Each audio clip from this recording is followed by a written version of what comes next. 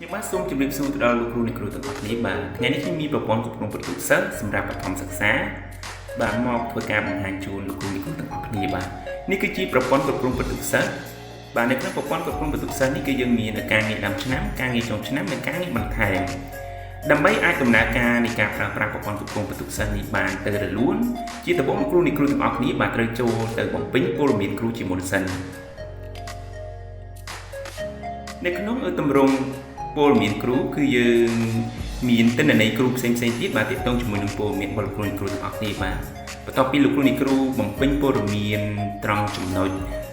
ប្រវត្តិរូបគ្រូឬក៏ព័ត៌មានគ្រូនេះរួចហើយបាទលោកគ្រូអ្នកគ្រូបាទទាំងអស់គ្នាបាទត្រូវយើងចូលទៅបំពេញព័ត៌មានមួយទៀតដែលសំខាន់គឺការបំពេញព័ត៌មានសិស្សបាទនៅក្នុង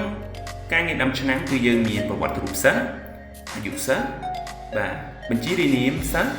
បាទតារាងព្រីតារាងប្រឡងឆ្លងមាសវេនសម្អាតប្រចាំសប្តាហ៍បញ្ជីសារពើភ័ណ្ឌបទបញ្ជាផ្ទៃក្នុងការវិភាគប្រចាំសប្តាហ៍រចនាសម្ព័ន្ធថ្នាក់រៀននិងការបញ្ចូលរូបថតសិស្សបាទនៅក្នុងការងារដើមឆ្នាំនេះផងដែរគឺយើងត្រូវចូលទៅបំពេញព័ត៌មានឬក៏ប្រវត្តិរូបរបស់សិស្សជាមុនសិនបាទនេះគឺជាទម្រង់នៃបញ្ជីប្រវត្តិរូបសិស្សបន្ទាប់ពីលោកគ្រូអ្នកគ្រូទាំងអស់គ្នាបាទចូលទៅបំពេញប្រវត្តិរូបសិស្សរួចហើយនៅក្នុងតារាងវិភាគអាយុសិស្សនេះគឺវាលោតទិន្នន័យអូតូតែម្ដងបាទនៅក្នុង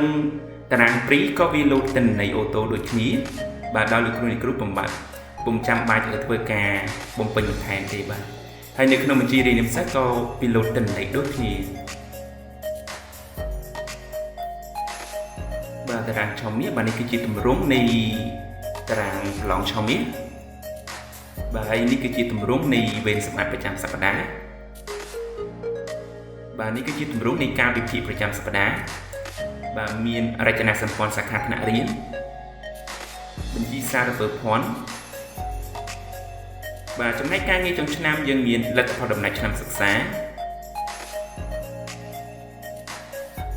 យើងមានបណ្ណសរសើរដែលលោកគ្រូអ្នកគ្រូអាចធ្វើការជ្រើសរើសទៅតាមខែនីមួយៗបាទនៅក្នុងការងារចុងឆ្នាំនេះផងដែរយើងមានសិក្ខាគារប្រចាំឆ្នាំបាទមធ្យមភាគសម្រាប់ខែនីមួយៗបន្ទុក PUMI